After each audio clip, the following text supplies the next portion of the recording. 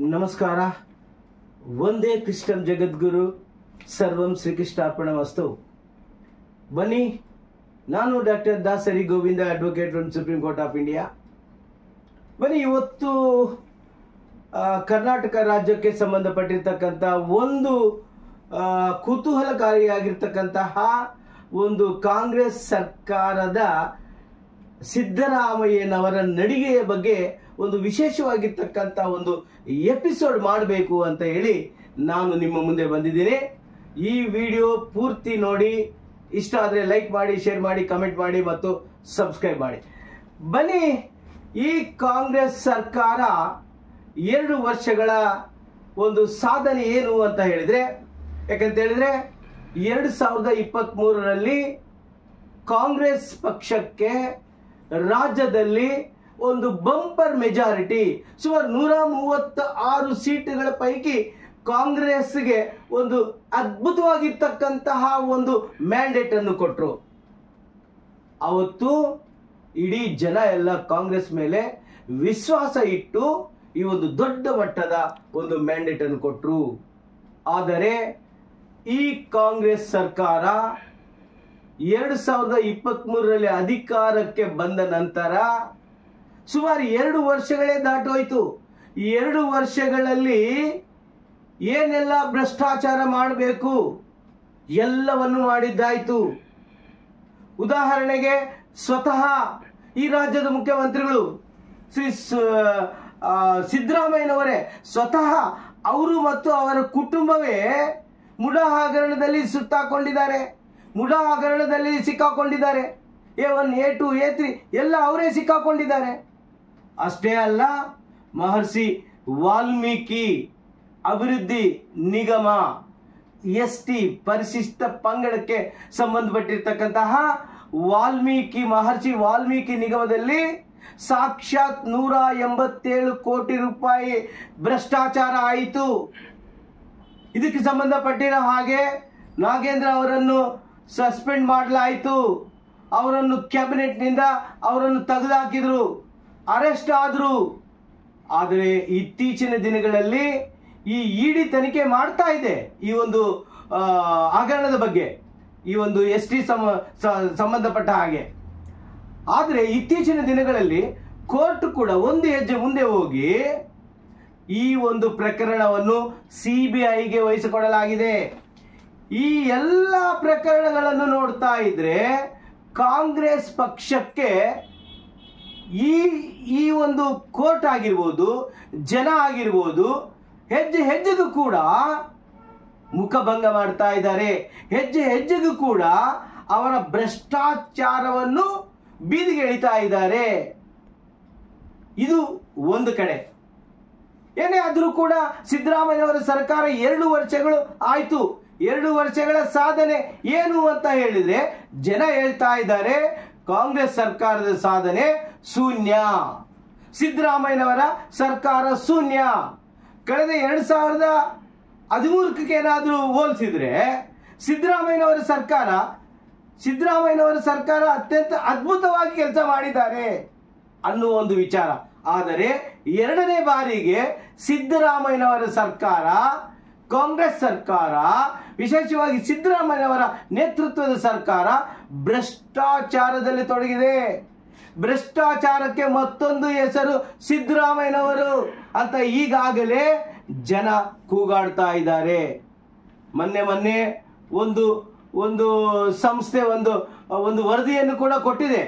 ಏನು ಅಂತ ಹೇಳಿದ್ರೆ, ಈಗ ತಕ್ಷಣಕ್ಕೆ ಕರ್ನಾಟಕದಲ್ಲಿ ಅಸೆಂಬ್ಲಿ ಎಲೆಕ್ಷನ್ ಏನಾದರೂ ಆದರೆ ಖಂಡಿತವಾಗಿ ಕೂಡ ಕಾಂಗ್ರೆಸ್ ಪಕ್ಷ ಸೋಲುತ್ತೆ. ಕಾಂಗ್ರೆಸ್ ಪಕ್ಷಕ್ಕೆ 50, 60, 65 ಸೀಟುಗಳು ಬರುತ್ತೆ.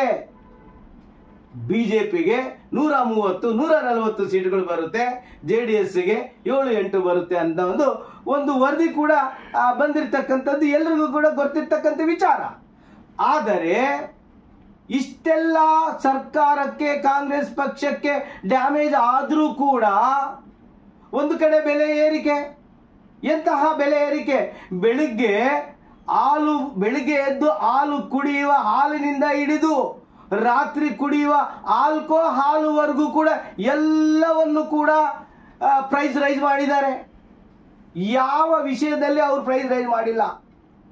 ಒಂದು ಪಾಣಿ ತಗೊಳಕ್ ಹೋದ್ರೆ 10 ರೂಪಾಯಿ ಇದ್ದಿರ್ತಕ್ಕಂಥ ಪಾಣಿ 100-200 ರೂಪಾಯಿ ಮಾಡ್ಕೊಂಡಿದ್ದಾರೆ. Registration charges, bus charges, current ಅಂದ್ರೆ ಕರೆಂಟ್ ಹಿಡ್ಕೊಂಡ್ರೆ ಶಾಕ್ ಹೊಡಿತದೆ ಜನರಿಗೆ. ಅಂತಹ ಒಂದು ಭಯಂಕರವಾಗಿರ್ತಕ್ಕಂಥ ಒಂದು ಸೆಟ್ ಬ್ಯಾಕ್ ಈಗಾಗಲೇ ಆಗಿದೆ. ಸಾಮಾನ್ಯವಾಗಿ ಯಾವುದೇ ಸರ್ಕಾರ 5 ವರ್ಷಗಳ ನಂತರ ಅಥವಾ 3-4 ವರ್ಷಗಳ ನಂತರ ಆಂಟಿ ಇನ್ಕಂಬೆನ್ಸಿ ಶುರುವಾಗುತ್ತೆ. ಆದರೆ ದುರಂತ ಏನು ಅಂತ ಹೇಳಿದ್ರೆ, ಈ ಕರ್ನಾಟಕದ ರಾಜ್ಯದಲ್ಲಿ 1 ವರ್ಷಗಳ ನಂತರವೇ ಆಂಟಿ ಇನ್ಕಂಬೆನ್ಸಿ ಶುರುವಾಗಿದೆ. ಈ ರಾಜ್ಯದಲ್ಲಿ ಯಾರೂ ಕೂಡ ಕಾಂಗ್ರೆಸ್ ಸರ್ಕಾರವನ್ನು ಒಪ್ಕೊಳ್ತಾ ಇಲ್ಲ. ಎಂತಹ ಒಂದು ದುರಂತದ ಸರ್ಕಾರವನ್ನು ನಾವು ನೋಡ್ತಾ ಇದ್ದೀವಲ್ಲ ಅಂತ ಹೇಳಿ ಈಗಾಗಲೇ ಜನ ಮಾತಾಡ್ಕೊಳ್ತಾ ಇದ್ದಾರೆ. ಇದು ಒಂದು ಕಡೆ, ಭ್ರಷ್ಟಾಚಾರ ಒಂದು ಕಡೆ, ಬೆಲೆ ಏರಿಕೆ ಒಂದು ಕಡೆ. ಇನ್ನು ಒಂದು ಶಾಕಿಂಗ್ ನ್ಯೂಸ್ ಇದೆ ವೀಕ್ಷಕರೇ. ಕಾಂಗ್ರೆಸ್ ಪಕ್ಷದಲ್ಲಿ ಏನು ಅಧಿಕಾರದ ಫೈಟ್ ಇದೆ ಅಲ್ಲ, ಸಿದ್ದರಾಮಯ್ಯ ಅವರು ಮತ್ತು ಡಿ.ಕೆ. ಶಿವಕುಮಾರ್ ಮಧ್ಯ, ಇದು ಭಯಂಕರವಾಗಿರ್ತಕ್ಕಂತಹ ಒಂದು ಬೆಳವಣಿಗೆಗಳನ್ನು ನಡೆದಿದೆ. ಪ್ರತಿನಿತ್ಯ ಅಧಿಕಾರಕ್ಕಾಗಿ 2 ಬಣಗಳು ಕೂಡ ತಿಕ್ಕಾಟ ನಡೀತಾ ಇದೆ, ಕಚ್ಚಾಟ ನಡೀತಾ ಇದೆ. ಹೀಗಾಗಿ ರಾಜ್ಯದಲ್ಲಿ ಅಭಿವೃದ್ಧಿ ಆಗ್ತಾ ಇಲ್ಲ. ಇಂಥ ಒಂದು ಸಂದರ್ಭದಲ್ಲಿ ಈ ಅಧಿಕಾರದ ಹಂಚಿಕೆಗೆ ಸಂಬಂಧಪಟ್ಟಿರೋ ಹಾಗೆ ನಾವೆಲ್ಲ ಮೀಡಿಯಾದಲ್ಲಿ ಕೇಳಿದ್ವಿ ಬಿಗಿನಿಂಗ್ ಅಲ್ಲಿ, ಏನು 50-50 ಇರಬಹುದೇನೋ, 2.5 ವರ್ಷ ಸಿದ್ದರಾಮಯ್ಯನವರು, 2.5 ವರ್ಷ ಡಿ.ಕೆ. ಶಿವಕುಮಾರ್ ಮುಖ್ಯಮಂತ್ರಿ ಆಗ್ತಾರೆ. ಈ ಒಂದು ಎಲ್ಲವನ್ನು ಕೂಡ ಈಗಾಗಲೇ ರಾಜ್ಯದ ಜನರಿಗೆ ಗೊತ್ತಿದೆ. ಆದ್ರೆ ಒಳಗಡೆ ಏನಾಗಿದೆ ಅನ್ನೋದು ನಮ್ಗೆ ಗೊತ್ತಿಲ್ಲ. ಆದರೆ ಈ ಅಧಿಕಾರಕ್ಕೆ ಸಂಬಂಧಪಟ್ಟಿರ್ತಕ್ಕಂತಹ ಈ ಒಂದು ವಿಚಾರ ಡೆಲ್ಲಿಗೆ ತಲುಪಿದೆ, ಡೆಲ್ಲಿಯ ಹೈಕಮಾಂಡ್ಗೆ ತಲುಪಿದೆ. ನೋಡಿ, ವಿಜಯ ಕರ್ನಾಟಕದಲ್ಲಿ ಒಂದು ಶೀರ್ಷಿಕೆ ಬಹಳ ಅದ್ಭುತವಾಗಿ ಬಂದಿದೆ, ಸಿದ್ದು ಕಾಂತಿ ಡಿ.ಕೆ.ಶಿ ಶಾಂತಿ ಅಂತ. ನೋಡಿ, ಹೀಗಾಗಿ ಸಿದ್ದರಾಮಯ್ಯನವರಿಗೆ ಡೆಲ್ಲಿಗೆ ಹೋಗಿ ಬಂದ ಮೇಲೆ ಡೆಲ್ಲಿಯಿಂದ ಇಬ್ಬರು ಕೂಡ ವಾಪಸ್ ಆಗಿ ಅಧಿಕೃತವಾಗಿ ಕಾರ್ಯಕ್ರಮದಲ್ಲಿ ಭಾಗಿಯಾಗಿದ್ದಾರೆ. ಆದರೆ ಡೆಲ್ಲಿಯಿಂದ ಬಂದ ನಂತರ ಸಿದ್ದರಾಮಯ್ಯನವರ ಒಂದು ಕೈ ಬಲ ಆಗಿದೆ ಅನ್ನುವ ಒಂದು ವಿಚಾರಗಳು ಗೊತ್ತಾಗ್ತಾ ಇದೆ.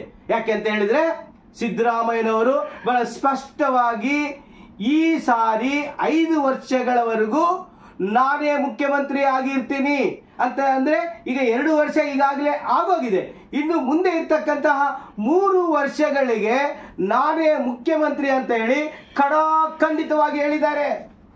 ಆದರೂ ಕೂಡ ಡಿ.ಕೆ. ಶಿವಕುಮಾರ್ ಅವರು ಬಹಳ ಶಾಂತಿಯಿಂದ ನೆಮ್ಮದಿಯಿಂದ ದೇವಸ್ಥಾನಕ್ಕೆ ಹೋಗ್ತಾ ಇದ್ದಾರೆ. ಮೊನ್ನೆ ಶಿರ್ಡಿ ಸಾಯಿಬಾಗ್ ಹೋಗಿದ್ದಾರೆ.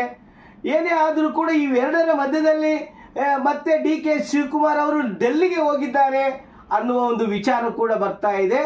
ಒಟ್ಟಾರೆ ಈ ಕಾಂಗ್ರೆಸ್ ಸರ್ಕಾರದಲ್ಲಿ, ಕಾಂಗ್ರೆಸ್ ಪಕ್ಷದಲ್ಲಿ ಯಾವುದು ಕೂಡ ಸರಿ ಇಲ್ಲ, ಒಂದು ಅಭಿವೃದ್ಧಿ ಆಗ್ತಾ ಇಲ್ಲ ಅನ್ನೋದು ಮಾತ್ರ ಇದು ಖಂಡಿತವಾಗಿ ಜನ ಈಗಾಗಲೇ ನಿರ್ಧಾರ ಮಾಡಿದ್ದಾರೆ. ಆದರೆ ಈ ಇಬ್ಬರ ಅಧಿಕಾರದ ತಿಕ್ಕಾಟಕ್ಕಾಗಿ ರಾಜ್ಯದ ಜನರು ಒಡವಾಗ್ತಾ ಇದ್ದಾರೆ. ರಾಜ್ಯದ ಅಭಿವೃದ್ಧಿ ಕುಂಠಿತವಾಗ್ತಾ ಇದೆ. ಈಗಾಗಲೇ ಸಿದ್ದರಾಮಯ್ಯನವರು ಈ ರಾಜ್ಯದ ಸಾಲವನ್ನು ಜಾಸ್ತಿ ಮಾಡಿದ್ದಾರೆ. ಸುಮಾರು ಒಂದು ಲೆಕ್ಕಾಚಾರದ ಪ್ರಕಾರ 7-8 ಲಕ್ಷ ಕೋಟಿ ರೂಪಾಯಿ ಈಗಾಗಲೇ ರಾಜ್ಯ ಸರ್ಕಾರ ಸಾಲದಲ್ಲಿದೆ. ಹೆಚ್ಚು ಕಡಿಮೆ 1 ವರ್ಷಕ್ಕೆ 1 ಲಕ್ಷ ಕೋಟಿ ರೂಪಾಯಿಗಳು ಕೇವಲ ಬಡ್ಡಿಯ ರೂಪದಲ್ಲಿ ಕಟ್ತಾ ಇದ್ದಾರೆ ಅನ್ನುವ ಒಂದು ವಿಚಾರ ಕೂಡ ಗೊತ್ತಾಗ್ತಾ ಇದೆ. ಇವೆಲ್ಲರ ಮಧ್ಯದಲ್ಲಿ ಕೂಡ ಈ ತಿಕ್ಕಾಟ, ಈ ಜಗ್ಗಾಟ, ಅಧಿಕಾರಕ್ಕಾಗಿ ನಡೀತಕ್ಕಂಥ ಈ ಚರ್ಚೆಗಳ ಬಗ್ಗೆ ಕೇಳ್ತಾ ಇದ್ರೆ ಜನ ಪ್ರತಿನಿತ್ಯ ರೋಸಿ ಹೋಗಿದ್ದಾರೆ. ಕರ್ನಾಟಕದಲ್ಲಿ ಯಾವುದೇ ರೀತಿಯ ಡೆವಲಪ್ಮೆಂಟ್ ಕಾಣಿಸ್ತಾ ಇಲ್ಲ. ಮಾತೆತ್ತಿದ್ರೆ 5 ಗ್ಯಾರಂಟಿ, ಮಾತೆತ್ತಿದ್ರೆ 5 ಗ್ಯಾರಂಟಿ ಅಂತ ಹೇಳಿದ್ರೆ, ಸ್ವಾಮಿ ಕೇವಲ 5 ಗ್ಯಾರಂಟಿಗಳು ಇಟ್ಕೊಂಡು ರಾಜ್ಯವನ್ನು ಮುಂದುವರಿಸಿಕೊಂಡು ಹೋಗೋದಕ್ಕೆ ಸಾಧ್ಯವಿಲ್ಲ. ಇಡೀ ದೇಶದಲ್ಲಿ ಕರ್ನಾಟಕ ನಂಬರ್ 1 ಇತ್ತು, ಅಂತಹದಲ್ಲಿ ಇವತ್ತು ಯಾವ ಸ್ಥಾನದಲ್ಲಿದೆ ಅನ್ನೋದ್ರ ಬಗ್ಗೆ ಸರ್ಕಾರನೇ ಒಂದು ಶ್ವೇತಪತ್ರವನ್ನು ಬಿಡುಗಡೆ ಮಾಡಬೇಕು ಅಂತ ಹೇಳಿ ಈಗಾಗಲೇ ಜನರು ಹೇಳ್ತಾ ಇದ್ದಾರೆ. ಅಷ್ಟೇ ಅಲ್ಲ, ಕಾಂಗ್ರೆಸ್ ಪಕ್ಷದಲ್ಲಿರ್ತಕ್ಕಂತಹ ಸ್ವತಃ ತನ್ನದೇ ಪಕ್ಷದ MLAಗಳು, ಶಾಸಕರು ಏನು ಹೇಳ್ತಾ ಇದ್ದಾರೆ ನೋಡಿ.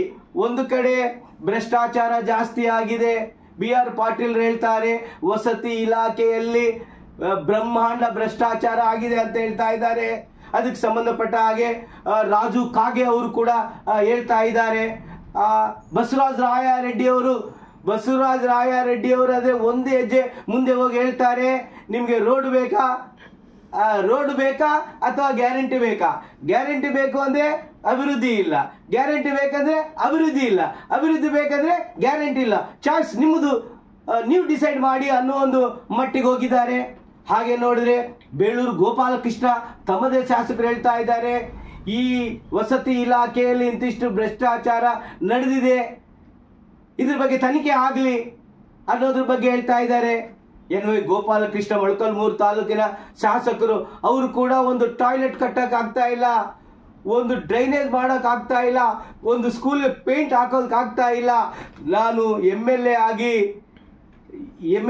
ಏನ್ ಮಾಡಿದ್ದೀನಿ, ಯಾತಕ್ಕಾಗಿ ನಾನು MLA ಆಗಿದ್ದೀನಿ ಅನ್ನೋ ಒಂದು ವಿಚಾರವನ್ನು ತಮ್ಮದೇ ಸ್ವಪಕ್ಷದ ಶಾಸಕರು ಹೇಳ್ತಾ ಇದ್ದಾರೆ. ಹೀಗಾಗಿ ಒಟ್ಟಾರೆ ವಿಶ್ಲೇಷಣೆ ಮಾಡೋದೇನು ಅಂತ ಹೇಳಿದ್ರೆ, ಈ ಕಾಂಗ್ರೆಸ್ ಸಾಧನೆ 2 ವರ್ಷದ ಸಾಧನೆ ಖಂಡಿತವಾಗಿಯೂ ಕೂಡ ಶೂನ್ಯ.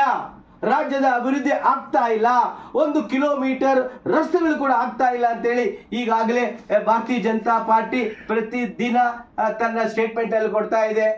ಏನೇ ಆದರೂ ಕೂಡ ಭಾರತೀಯ ಜನತಾ ಪಕ್ಷ ಕೂಡ ತಕ್ಷಣಕ್ಕೆ ಇದಕ್ಕೆ ಪ್ರತಿಭಟನೆಯನ್ನು ಕೂಡ ಈಗಾಗಲೇ ಪ್ರಾರಂಭ ಮಾಡಿಕೊಂಡಿದೆ. ನೋಡೋಣ ಎಲ್ಲಿವರೆಗೂ ಈ ಕಾಂಗ್ರೆಸ್ ಸರ್ಕಾರ ಈ ರೀತಿ ದುರಾಡಳಿತ ನಡೆಸ್ತದೆ ಅನ್ನೋದ್ರ ಬಗ್ಗೆ ಕಾದು ನೋಡಬೇಕಾಗಿದೆ. ಏನೇ ಆದರೂ ಕೂಡ ಇಂತಹ ಒಂದು ಭ್ರಷ್ಟಾಚಾರ ಸರ್ಕಾರವನ್ನು ನಾವು ಇನ್ನು 3 ವರ್ಷ ನೋಡಬೇಕಾ ಅನ್ನೋದ್ರ ಬಗ್ಗೆ ಜನ ಆತಂಕದಲ್ಲೇ ಇದ್ದಾರೆ ಅನ್ನೋ ಒಂದು ಮಾತನ್ನು ತಮ್ಮ ಮುಂದೆ ಹೇಳುತ್ತಾ ಈ ಸಂಚಿಕೆ ಇಲ್ಲಿಗೆ ನಾನು ಮುಕ್ತಾಯ ಮಾಡ್ತಾ ಇದ್ದೀನಿ. Thank you so much. ಒಂದೇ ಕೃಷ್ಣಂ ಜಗದ್ಗುರು, ಸರ್ವಂ ಶ್ರೀ ಕೃಷ್ಣಾರ್ಪಣಮಸ್ತು.